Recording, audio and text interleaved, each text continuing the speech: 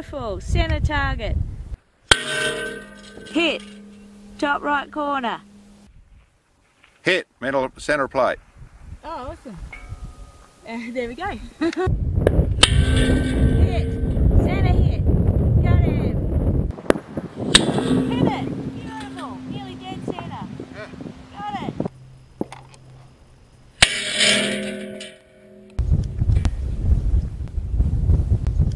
Okay, today I want to talk about something that most people might see as completely obvious, but there's quite a few details to it. And that's actually shooting from a mat.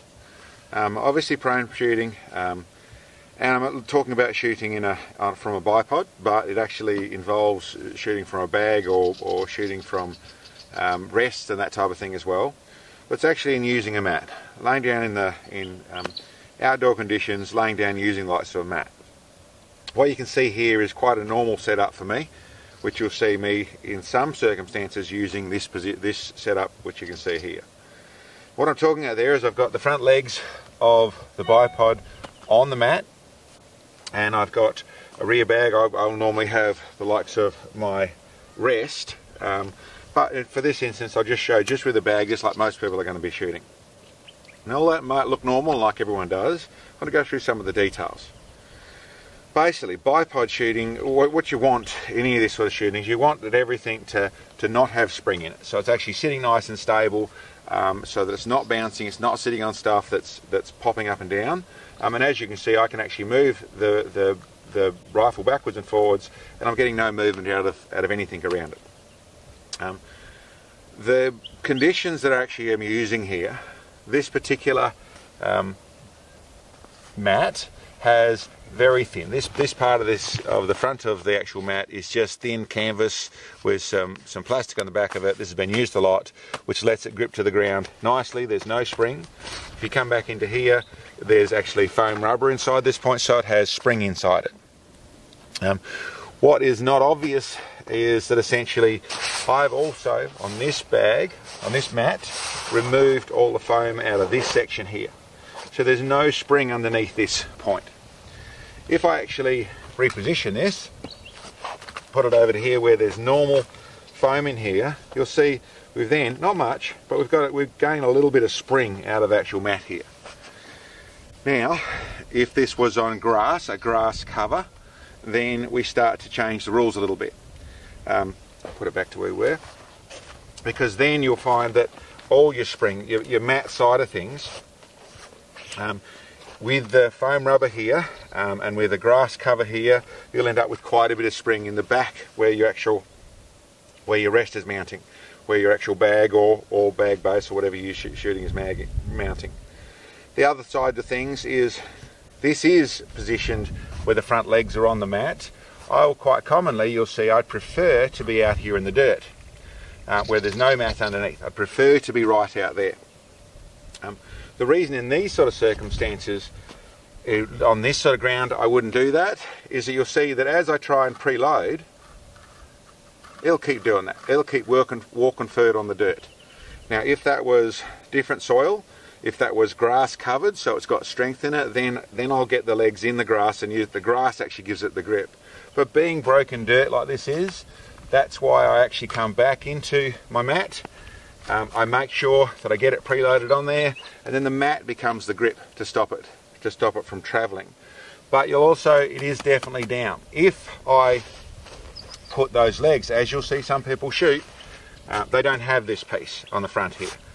They'll just have the foam rubber at the front edge of the mat, like this mat over here actually. So we'll go to a different mat. It's got nice foam rubber on it all around the place, so nice and comfortable to lay on. So that is not an uncommon. You can use this mat other way around. It's got a thinner side here, but for this example I want to show what some people are actually shooting with. This is a rifle bag made to be used as a mat as well. You've got nice bits to clip on stuff to be able to, in windy conditions, have your data books and everything all covered and zip tied down there, or your ammo or whatever it is down there, so it's nice and easy to use. And of course you can be shooting like this where you're at the front. Same problem which I'm describing. This foam rubber gives you this springy sensation down the back here. That is in perfect shooting form with everything working really well and everything being really consistent isn't going to cause a problem. But anything of those bits that isn't perfect, you get this spring out of the back of it. And as you'll see quite commonly, people want to keep everything off the dirt, or you've got broken loose dirt like we've got here, so you know it's going to move around. You want to get that grip, you put it back on your bag here, so it fixes the fact that you can push forward and get preload. But out there, and the truth of it is, you won't notice it generally shooting yourself. What you'll probably notice, if I was to set up and shoot here, and I could go through the experiment, but I'm not going to bother with it because I know the real result, is that essentially you would notice that your group is going to be larger. And whether it's an 1/8 group rifle and you're shooting 3/4 of an inch or 1/2 inch group, or whether it's a 1/2 inch rifle and you're shooting an 1.5 inch group, it'll just simply be larger. And that's because this response, this bounce out of, this is a nice wide bipod, it's a nice solid pack bag, but because of the ground being this springy stuff, is that everything is moving around. So for a normal dirt conditions, well, this bag here, sorry, this mat here, it does have the other end that has less foam rubber, but there's still a little bit of it going on. This mat here, nicer mat, and I'm not in the, this is a ridgeline mat. I'm not in the world of trying to say any one mat is better than the other. That's not what this is about.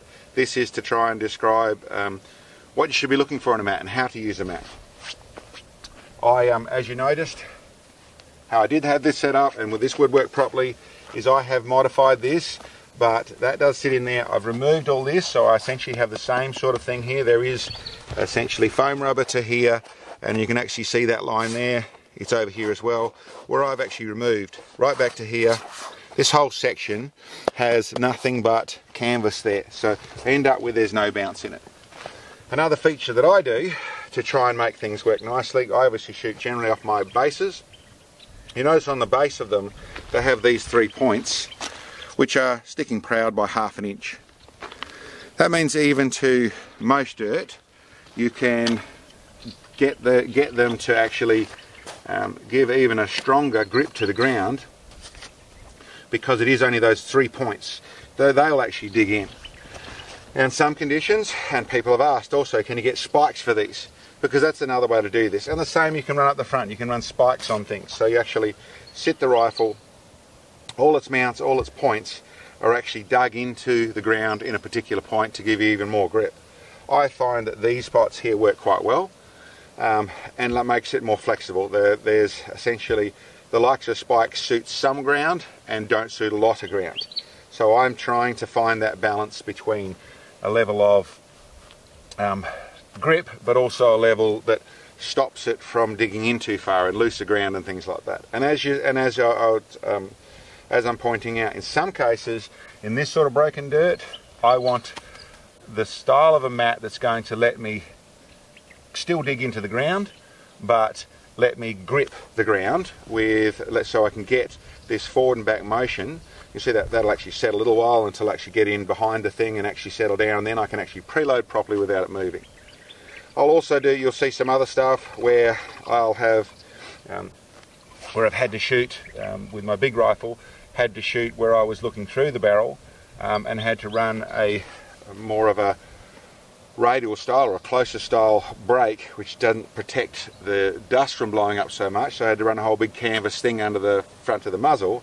I still got to the point where I could dig these in to the canvas, so I could actually get either these and dig through the canvas. So I'm doing the same sort of thing, which gives me that stability to actually give me proper preload on the bipod, but also is make sure it's dug down to the ground so I'm not getting any bounce or movement out of it.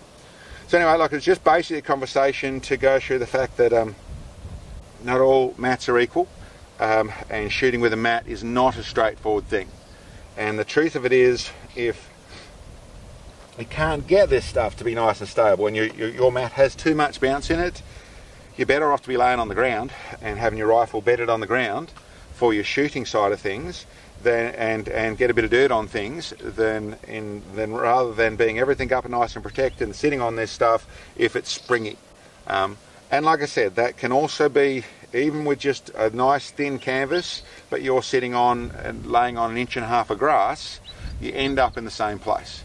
So in that point, then whether it's spikes or it's pulling that grass out with your hand, whatever it is, you want to make sure that both the support structures for your rifle are bedded.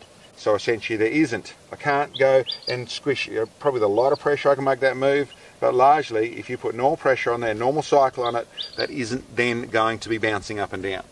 I've also mentioned in saying that does take, when in how you use a bag, I'll actually get them and I'll actually generally structure them, push them around and make sure they're settled for the first shot.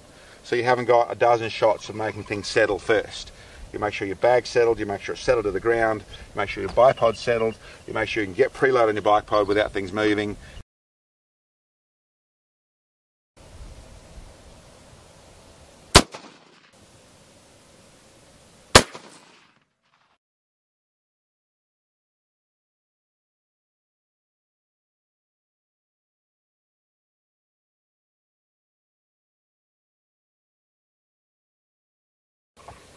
Okay, so the basics of what I'm actually saying is that essentially in shooting with any platform, where, and obviously I went through previously about shooting from a bench and things you to do to try and stabilise your bipod feet.